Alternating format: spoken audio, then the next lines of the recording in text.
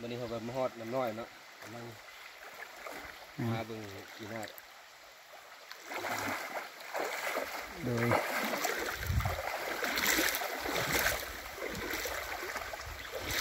พัดแล้วแหละบอกน้อง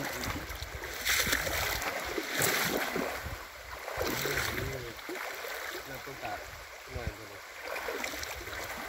น้ำไหล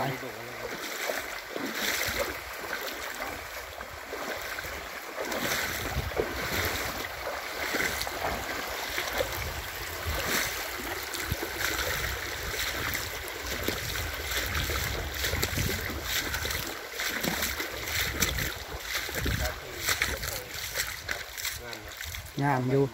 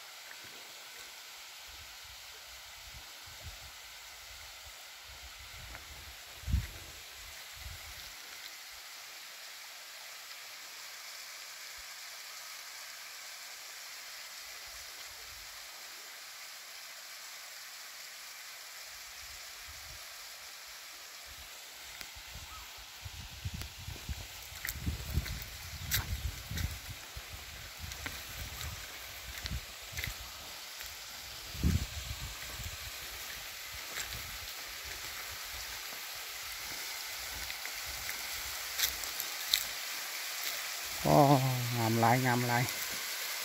เดี๋ยวเขาก็มาถึงน้ำต้นตาลน้อยตัวหนึ่งนะต่อไปใกล้ๆเพื่อติดภาพความงาม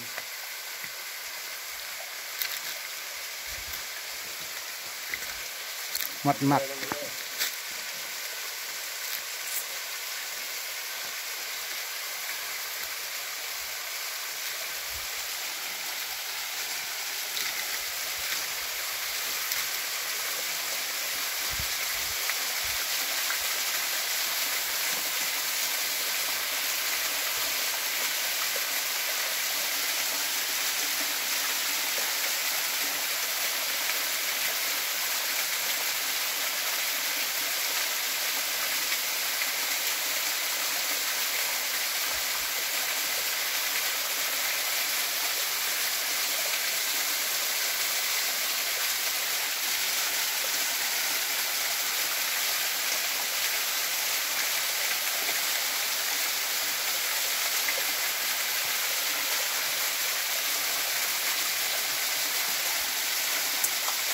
เดี๋ยวมาติดฝานะ